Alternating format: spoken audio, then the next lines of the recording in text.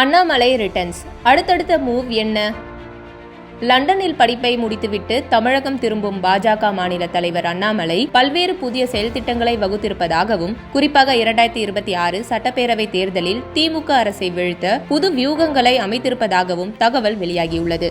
Oxford பல்கலைக்கழகத்தில் அரசியல் படிப்பை மேற்கொள்ள ஆகஸ்ட் 28ஆம் தேதி லண்டன் புறப்பட்டு சென்ற தமிழக பாஜக தலைவர் அண்ணாமலை படிப்பை முடித்துவிட்டு நவம்பர் 28இல் சென்னை திரும்புகிறார். அப்போது சென்னை விமான நிலையத்தில் பாஜகவினர் அவருக்கு உற்சாக வரவேற்பு உள்ளனர். தொடர்ந்து நவம்பர் 29ஆம் தேதி சென்னை கமலாலயத்தில் கட்சி நிர்வாகிகளை சந்திக்க அண்ணாமலை திட்டமிட்டுள்ளார். நவம்பர் 30 மற்றும் டிசம்பர் 1ஆம் தேதி கோவை கொடிசியா வளாகத்தில் உள்ள அரங்கில் வாய்ஸ் ஆஃப் கோவை என்ற அமைப்பு சார்பில் நடைபெறும் A3 கான்க்ளேவ் கருத்தரங்கு நிகழ்ச்சியில் அண்ணாமலை பங்கேற்கிறார். லண்டனில் இருந்து திரும்பிய பிறகு அண்ணாமலை பங்கேற்கும் முதல் நிகழ்ச்சியாக இந்த நிகழ்ச்சி அமைந்துள்ளது. சுவாமி விவேகானந்தரின் கோட்பாடான எழுந்திரு, விழித்திரு, உறுதியாயிரு என்ற 3 கருவை மையமாக கொண்டு நடக்கும் இக்கருத்தரங்கில் முதல் நாள் சனாதன தர்மம் குறித்தும், 2வது நாள் அரசியல் சூழல்கள் குறித்தும் இதில் பங்கேற்கும் தலைவர்கள் உரையாற்ற உள்ளனர். இதில் அண்ணாமலை, மத்திய அமைச்சர் எல் முருகன், H ராஜா, அர்ஜுனமூர்த்தி,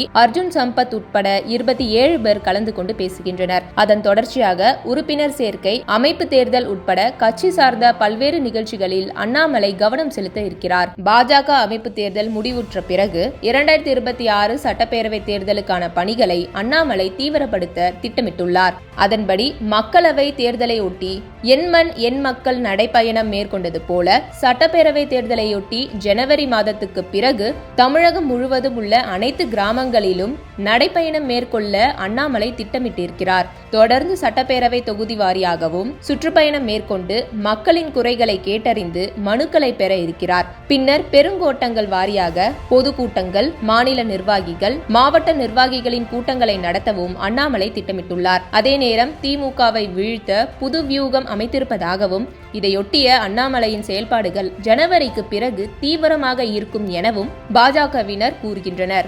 2026 சட்டப்பேரவை தேர்தல் பாஜக திமுக இடையிலான போட்டியாக இருக்கும் எனவும், அதை எதிர்கொள்வதற்கான முழுமையான செயல் திட்டங்களை அண்ணாமலை வகுத்திருப்பதாகவும் நிர்வாகிகள் தெரிவிக்கின்றனர். அதன்படி 2026 தமிழகத்தில் பாஜக கூட்டணி ஆட்சியை அமைப்பதில் உறுதியாக இருக்கிறாராம் அண்ணாமலை.